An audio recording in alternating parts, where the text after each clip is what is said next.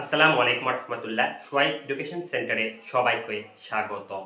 আজকের টপিকটি হলো আমাদের অত্যন্ত সোজা কিন্তু এইচএসসি এবং অ্যাডমিশনের জন্য অত্যন্ত গুরুত্বপূর্ণ। টপিকটি হলো আয়নীকরণ শক্তি, ইলেকট্রন আসক্তি, তড়িৎ ঋণাত্মকতা, গলনাঙ্ক, স্ফুটনাঙ্ক, আধান, ম্যাগনেটিক ধর্ম, সক্রিয়তা। এগুলোর ক্রম আমাদের পরীক্ষায় কম বেশি এসে থাকে, কিন্তু আমরা এগুলো ভুল করি। আজকে খুব সহজে আমরা এই টপিকগুলো আলোচনা করব যেন পরীক্ষায় সেগুলো ভুল না হয়। প্রথমে আমরা আয়নীকরণ শক্তি, ইলেকট্রন আসক্তি এবং তড়িৎ ঋণাত্মকতা এই তিনটি টপিক একসঙ্গে আলোচনা করব। এর জন্য আমরা লিখব প্রথমে আয়ত। আয়ত আয়ত অর্থ হলো শরীরার্থে আয়নীকরণ শক্তি, ইলেকট্রন আসক্তি, তড়িৎ ঋণাত্মকতা। এগুলো আমরা এখন আলোচনা করব। তাহলে আয়তর পর আমরা এখানে লিখব, এটা আমরা আমাদের পর্যায় সারণীর বাম পাশ। এটা দেন, আমরা জানি পর্যায় সারণীর বাম পাশে কি থাকে, ধাতু, এবং ডান পাশে থাকে অধাতু। তাহলে ধাতু যেহেতু, তাহলে ধাতুর কি হবে, আমাদের ধাতব ধর্ম বেশি হবে, বিজারণ ক্ষমতা বেশি হবে, ক্ষারকীয় ধর্ম বেশি হবে।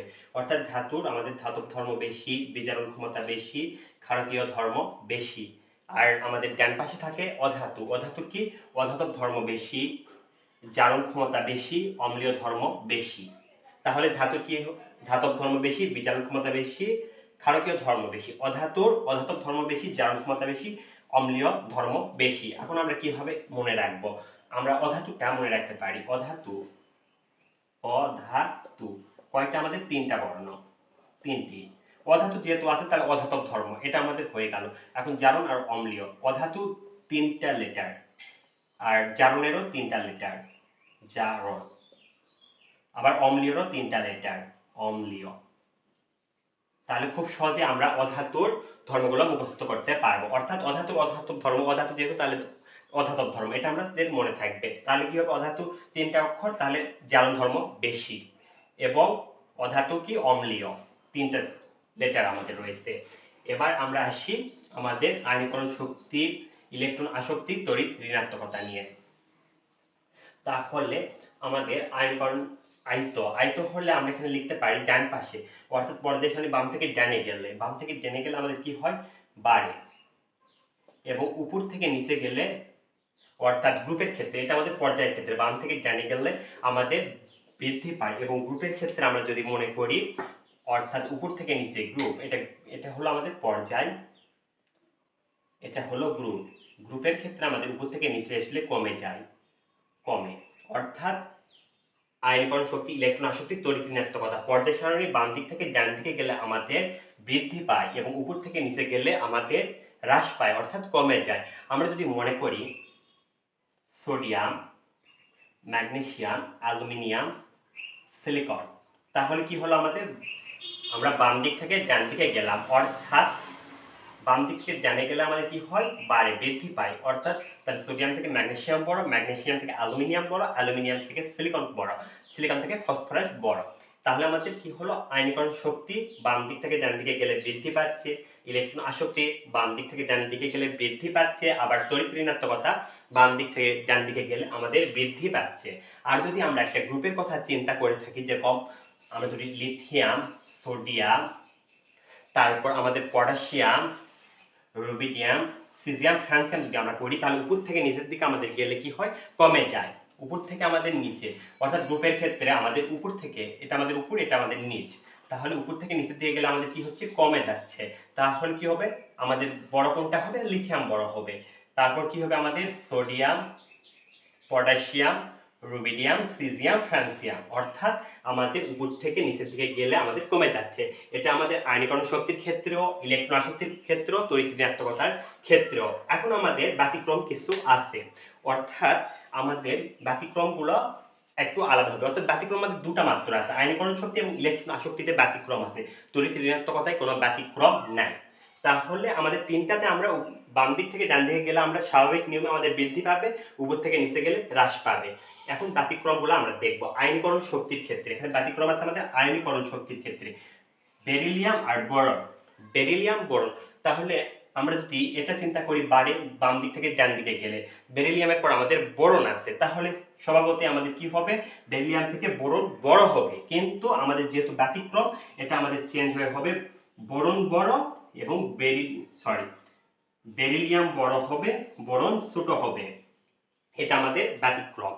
আর আমাদের আরেকটি ব্যতিক্রম আছে আয়নীকরণ শক্তির ক্ষেত্রে, সেটা হলো নাইট্রোজেন এবং অক্সিজেনের ক্ষেত্রে। নাইট্রোজেন এবং অক্সিজেনের ক্ষেত্রে আমরা যদি সাধারণ নিয়ম মেনে চলি তাহলে কি হবে, বাম দিক থেকে ডান দিকে গেলে বৃদ্ধি পাবে, অর্থাৎ নাইট্রোজেন ছোট হবে, অক্সিজেন বড় হবে।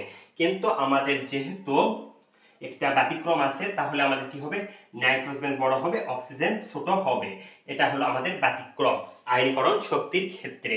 অর্থাৎ বাম দিক থেকে ডান দিকে গেলে আমাদের বৃদ্ধি পাবে, এটা সঠিক, কিন্তু আমাদের দুইটা ব্যতিক্রম আছে, একটা হলো বেরিলিয়াম বোরন আর একটা হলো নাইট্রোজেন এবং অক্সিজেনের ক্ষেত্রে। এখানে আমাদের বেরিলিয়াম আগে বড় হবে, বোরন ছোট হবে, আবার নাইট্রোজেন বড় হবে, নাইট্রোজেন বড় হবে, অক্সিজেন ছোট হবে। এবার ইলেকট্রন আসক্তির ক্ষেত্রে আমরা দেখব। ইলেকট্রন আসক্তির ক্ষেত্রে আমাদের দুইটা ব্যতিক্রম রয়েছে, একটা হলো ফ্লোরিন ক্লোরিন আর একটা হলো নাইট্রোজেন অক্সিজেন। তাহলে আমরা যদি জানি ইলেকট্রন আসক্তির ক্ষেত্রে কি, উপর থেকে গ্রুপের উপর থেকে নিচে দিয়ে গেলে কমে যায়, অর্থাৎ আমাদের এখানে কি হবে, ফ্লোরিন বড় হবে, ক্লোরিন ছোট হবে আমাদের সাধারণ নিয়মে। কিন্তু আমাদের এখানে যেহেতু ব্যতিক্রম রয়েছে তাই আমাদের ক্লোরিন বড় হবে, ফ্লোরিন ছোট হবে। এটা আমাদের ভুল। এটা হলো আমাদের ইলেকট্রন আসক্তির ক্ষেত্রে একটা ব্যতিক্রম। আরেকটি ব্যতিক্রম কি, আমাদের পর্যায় সারণী বাম দিক থেকে ডান দিকে গেলে কি হয়, বৃদ্ধি পায় আয়নীকরণ শক্তির ক্ষেত্রে। তাহলে আমাদের বৃদ্ধি পেলে আমাদের নাইট্রোজেন ছোট হবে, অক্সিজেন বড় হবে, কিন্তু এটাও আমাদের ভুল। এটার ব্যতিক্রমে নাইট্রোজেন বড় হবে, অক্সিজেন ছোট হবে। আমাদের এই দুটাই আমাদের ভুল ছিল, অর্থাৎ ব্যতিক্রম ছিল আয়নীকরণ শক্তির ক্ষেত্রে এবং ইলেকট্রন আসক্তির ক্ষেত্রে। আর তড়িৎ ঋণাত্মকতাতে আমাদের কোনো ব্যতিক্রম নেই। অর্থাৎ আমরা যদি এই দুটি ব্যতিক্রম মনে রাখতে পারি তাহলে আমাদের আয়নীকরণ শক্তি, ইলেকট্রন আসক্তি এবং তড়িৎ ঋণাত্মকতা আমরা খুব সহজে মনে রাখতে পারবো। অর্থাৎ পর্যায় সারণী বাম দিক থেকে ডান দিকে গেলে আমাদের বৃদ্ধি পাবে এবং গ্রুপের উপর থেকে নিচে আসলে আমাদের হ্রাস পাবে। এবার আমরা দেখব পরের আমাদের টপিক কি, গলনাঙ্ক, স্ফুটনাঙ্ক। গলনাঙ্ক এবং স্ফুটনাঙ্ক আমাদের কি আছে, গলনাঙ্ক গ্রুপের ক্ষেত্রে, অর্থাৎ আমরা যদি একটা গ্রুপ ধরি lithium, sodium, potassium, rubidium, caesium, এই গ্রুপের ক্ষেত্রে যদি আমরা কি মনে করি তাহলে কি হবে, গ্রুপের ক্ষেত্রে উপর থেকে নিচের দিকে গেলে আমাদের কমে যাবে, অর্থাৎ উপর থেকে নিচে আমাদের এই গ্রুপের উপর থেকে নিচের দিকে গেলে কমে যাবে। অর্থাৎ লিথিয়ামে আমাদের গলনাঙ্ক স্ফুটনাঙ্ক বেশি হবে, তারপর সোডিয়ামের হবে, তারপর পটাশিয়ামের হবে, তারপর রুবিডিয়াম, তারপর সিজিয়াম, তারপর ফ্রান্সিয়ামের হবে। আর আমরা যদি গলনাঙ্ক স্ফুটনাঙ্ক এবার পর্যায়ের ক্ষেত্রে চিন্তা করি তাহলে কি, পর্যায়ে কোনো সুনির্দিষ্ট ক্রম নেই, অর্থাৎ এখানে অনেক ব্যতিক্রম আছে, এটা আমাদের পরীক্ষায় আসেও না। আমাদের গলনাঙ্ক স্ফুটনাঙ্কের গ্রুপের ক্ষেত্রে আসে, উপর থেকে নিচের দিকে গেলে আমাদের কমে যায়। এবার আমাদের পরবর্তী টপিক হলো আধান। আধানের ক্ষেত্রে যদি আমরা চিন্তা করি তাহলে কি হবে, আধান, এখানে আমাদের আধান আছে আর আকার আছে, অর্থাৎ আধান কি হবে, আমাদের আকারের ব্যস্ত অনুপাতিক। অর্থাৎ আধান যদি বড় হয় তাহলে আকার কি হবে, ব্যস্ত অনুপাতিক, অর্থাৎ ছোট হয়ে যাবে। তাহলে আমরা যদি এখানে দেখি ফেরাস, তারপর ফেরিক, এবং অর্থাৎ আমাদের ফেরাসের তিনটা ধর্ম আছে, ফেরিক আর ফেরিস আছে। আমাদের এখন যদি আমরা লোহার ক্ষেত্রে চিন্তা করি, আধান যদি আমাদের বড় থাকে তাহলে আকার কি হবে, ছোট হয়ে যাবে। অর্থাৎ আমাদের প্রথমে কি হবে, Fe, তারপর বড়, তারপর Fe2+, তারপর Fe3+। অর্থাৎ আমাদের আধান আকারের বাস্তবানুপাতিক। যদি আধান বড় হয় অর্থাৎ 2+ হয়, 3+ এবং একটাতে 0, আধান তাহলে একটা 2+, একটা 3+, একটা 0। আধান বড়, আকার ছোট, আর আধান বড়, আকার ছোট, তাহলে বাস্তবানুপাতিক আমাদের আকার ছোট 3+, তারপর কি 2+, তারপর আমাদের যেহেতু আধান নেই তাহলে 0, এটা আমাদের সব থেকে বড়। এখন এটা যদি আমরা চিন্তা করি S2-, Cl-K+, তাহলে এখানে আমাদের আধান কোনটা আছে, আধান 2-, তারপর মাইনাস, তারপর প্লাস, তাহলে আধান এখানে আমাদের বড় কোনটা, আমরা যদি একটি চিন্তা করি আমাদের 0, তারপর কি এই পাশে মাইনাস, এই পাশে প্লাস, তাহলে 0 আমাদের মাইনাস বড়, অর্থাৎ আধান ছোট হয়ে যাচ্ছে, এখানে 0 থেকে যেহেতু ছোট, তাহলে আধান ছোট হলে আমাদের কি হবে, আধান ছোট হলে আমাদের সেটি বড় হবে, অর্থাৎ S2- বড়, Cl- তার থেকে ছোট, K+ সব থেকে ছোট। কারণ আধান আকারের ব্যস্ত অনুপাতিক। এখানে আমাদের সবথেকে বড় আধান হলো প্লাস, তারপর 1 মাইনাস, তারপর 2 মাইনাস, অর্থাৎ প্লাস বড়, তারপর আমাদের মাইনাস, তারপর 2 মাইনাস, অর্থাৎ আধান ছোট আকার বড়, আধান বড় আকার ছোট। এর পরবর্তী আমাদের টপিকটি হলো ম্যাগনেটিক ধর্ম। ম্যাগনেটিক ধর্ম মধ্যে আমাদের কি আছে? Diamagnetic, ferromagnetic, paramagnetic. আমরা এখন যদি ডায়াম্যাগনেটিক, ফেরোম্যাগনেটিক এবং প্যারাম্যাগনেটিক চিন্তা করি তাহলে আমাদের কি হবে? ডায়াম্যাগনেটিক, আমরা প্রথমে দেখব ডায়াম্যাগনেটিক। ডায়াম্যাগনেটিকে আমাদের প্রথমে হলো আমরা মনে রাখবো এস ব্লক। এস ব্লকের সকল মৌল হবে আমাদের ডায়াম্যাগনেটিক, অর্থাৎ গ্রুপ 1 এবং গ্রুপ 2, অর্থাৎ lithium, sodium, potassium, rubidium, caesium, francium. আবার এদিকে হবে বেরিলিয়াম, ম্যাগনেসিয়াম, ক্যালসিয়াম, তারপর বেরিয়াম, রেডিয়াম। এগুলো হলো আমাদের এস ব্লক মৌল। এবার আমাদের আছে ডায়াম্যাগনেটিকে প্রথমে কি হবে? এস ব্লক সকল মৌল হবে, অর্থাৎ গ্রুপ 1 এবং গ্রুপ 2 সকল মৌল হবে আমাদের ডায়াম্যাগনেটিক। এরপর আমরা লিখব হলো কোসিটিজেন।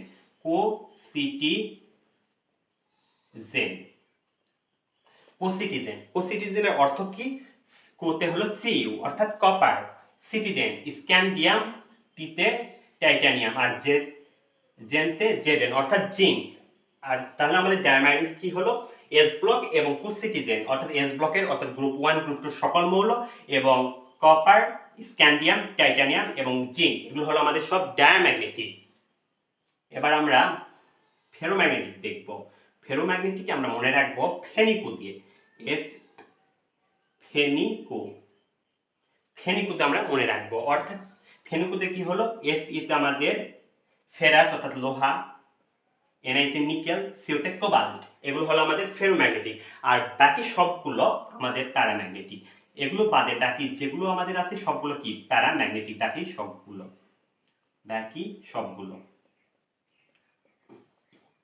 তাহলে আমাদের ডায়াম্যাগনেটিক কি হলো? এস ব্লকের সকল মৌল এবং কোসিটিজেন, অর্থাৎ কপার, স্ক্যান্ডিয়াম, টাইটানিয়াম এবং জিঙ্ক। আর ফেরোম্যাগনেটিক কি হলো আমাদের?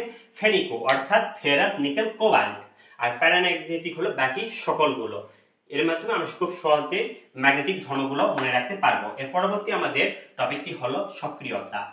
সক্রিয়তাতে আমাদের গ্রুপ 1 এবং গ্রুপ 17 এই দুটো আমরা খুব সহজে মনে রাখতে পারবো। সক্রিয়তায় গ্রুপ 1 এর ক্ষেত্রে উপর থেকে নিচের দিকে আসলে বৃদ্ধি পায়। গ্রুপ 1 আমাদের কি আছে? লিথিয়াম, সোডিয়াম,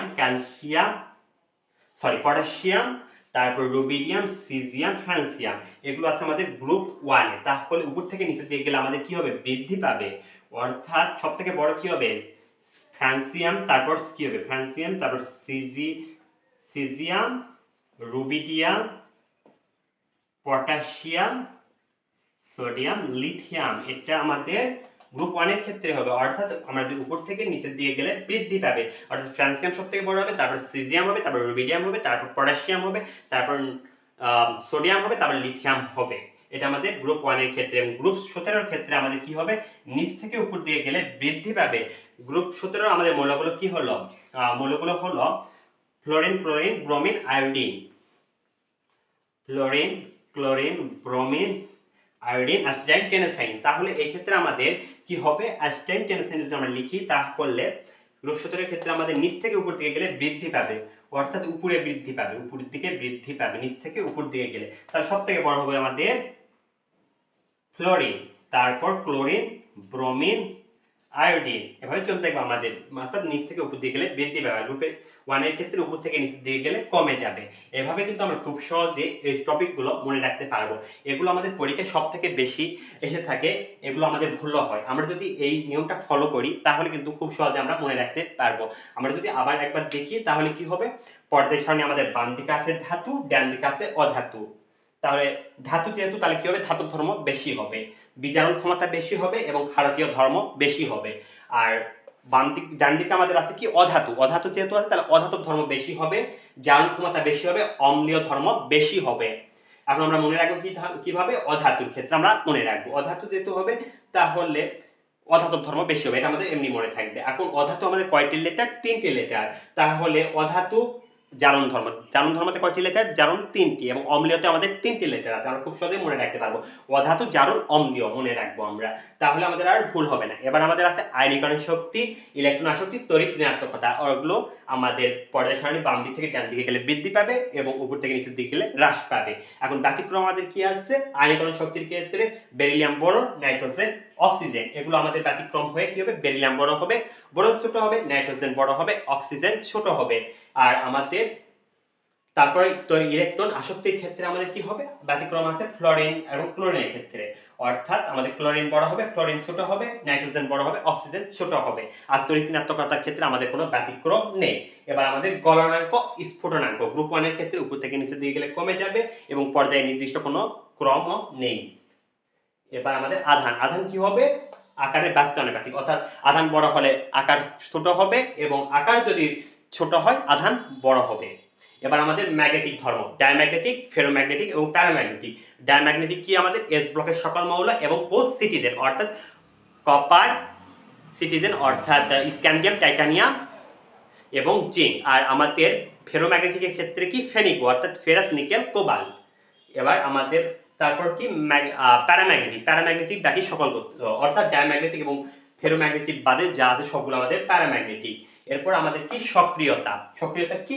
গ্রুপ 1 এর ক্ষেত্রে আমাদের উপর থেকে নিচে গেলে বৃদ্ধি পায়, অর্থাৎ lithium, sodium, rubidium, caesium, francium এগুলোর ক্ষেত্রে আমাদের উপর থেকে নিচের দিকে গেলে বৃদ্ধি পাবে এবং গ্রুপ 17 এর ক্ষেত্রে নিচ থেকে উপরের দিকে গেলে বৃদ্ধি পাবে, অর্থাৎ ফ্লোরিন, ক্লোরিন, ব্রোমিন, আয়োডিন, অ্যাসিটাইন, টেরাসাইন, অর্থাৎ নিচ থেকে উপর দিকে গেলে বৃদ্ধি পাবে, অর্থাৎ সবথেকে বড় হবে ফ্লোরিন, তারপর হবে ক্লোরিন। এগুলো আমরা কিন্তু খুব সহজে মনে রাখতে পারবো। এর পরবর্তীতে আপনারা কোন টপিকের ভিডিও চান সেটি কমেন্ট বক্সে অবশ্যই জানাবেন। আর যদি কেউ ক্লাস ছাড়তে চান তাহলে আমাদের ফেসবুক গ্রুপে আপনাদের করা ক্লাসগুলো ছাড়তে পারবেন। আমাদের ফেসবুক গ্রুপের লিংক ডেসক্রিপশন বক্সে দেওয়া থাকবে এবং পরবর্তীতে আমরা কোন ক্লাস করব, আপনারা কোন ক্লাস চান সেটি জানাবেন অবশ্যই কমেন্টে। আজ এ পর্যন্তই, দেখা হচ্ছে পরবর্তী ক্লাসে। এ পর্যন্ত সবাই সুস্থ থাকবেন, সুন্দর থাকবেন। আল্লাহ হাফেজ।